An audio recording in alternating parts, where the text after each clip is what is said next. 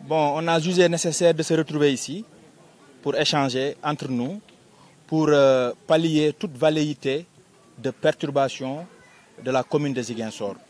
Nous, en tant que jeunesse de la coalition Benno Bokk Yakaar, on s'est montré une jeunesse exemplaire, contrairement à l'image des uns et des autres qui se montrent toujours violents aux yeux des populations de Ziguinchor, chose que nous n'accepterons pas. Parce que nous n'avons pas été éduqués en ce sens. Notre leader, le président Macky Sall, nous montre la bonne voie à suivre pour arriver à nos fins. Il faudrait d'abord remercier la décision préfectorale. Le sous-préfet a su autoriser la marche pour quand même montrer encore une fois de plus que nous sommes dans un état de droit, que nous sommes dans un pays démocrate, que nous sommes dans une démocratie. Alors ça, il faudrait d'abord le saluer et également montrer à l'opinion que le Sénégal est entre de bonnes mains. Parce que depuis que le président Macky Sall a accédé à la magistrature suprême, nous avons noté dans tous les niveaux, à tous les sens, il y a des avancées extraordinaires, notamment ici en Casamance. Donc les réalisations sont là, inutile de chercher loin, il s'agit tout simplement de regarder et de voir. Et ça, c'est à saluer et c'est grâce au président Macky Sall.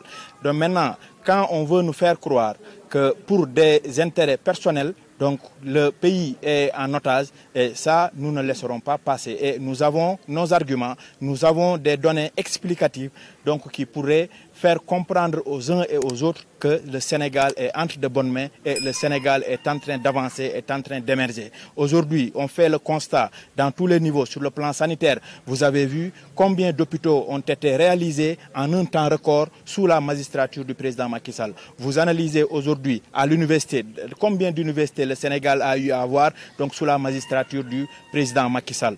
Dans les universités et tout, donc vous voyez qu'il y a des avancées à noter et à saluer parce que nous avons besoin du développement. Et aujourd'hui, nous sommes en train de se développer et personnellement, on est en train de voir le développement de tout un chacun dans ses domaines de compétences. Et c'est très important. Maintenant, un pays qui est tenu en otage donc, ne se développe pas.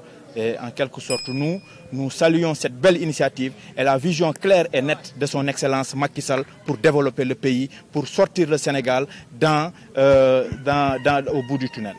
Mais force restera à la loi. À combien de reprises vous avez vu des commentaires de va-t-en-guerre? Mais par la suite, ils sont obligés de se plier à la décision de la loi. Aujourd'hui, Ousmane Sonko, comme c'est de lui qu'il s'agit. Alors vous avez vu lors des élections législatives, sa candidature n'a pas été validée et pourtant ils avaient crié haut et fort partout qu'il va avoir des perturbations, quitte à ce qu'il n'y aura pas des élections législatives sur le plan national. Et vous-même, vous avez constaté qu'il y a bel et bien eu des élections législatives et donc les résultats sont tombés et les résultats ont donné ce que ça a donné. Et maintenant, nous sommes dans un état de droit. Alors, nous avons notre justice et nous faisons confiance à notre justice. Ce qui le lie avec le ministre Mame Mbaye Niang, alors pourrait le lier avec quelqu'un d'autre, un autre Sénégalais. Et nous sommes tous des Sénégalais, aujourd'hui tenus à respecter les règles et lois qui régissent la nation. Alors maintenant, il doit répondre à la justice et donner son point de vue. S'il a des preuves à donner, il n'a qu'à les montrer. S'il n'en a pas, également, c'est la justice qui va trancher. En tout cas, nous sommes mal placés pour se prononcer dans ce verdict qui doit avoir lieu. Mais quel que soit le cas, nous sommes dans un état de droit et les forces de sécurité sont là à protéger les citoyens sénégalais autant qu'ils sont. Merci beaucoup.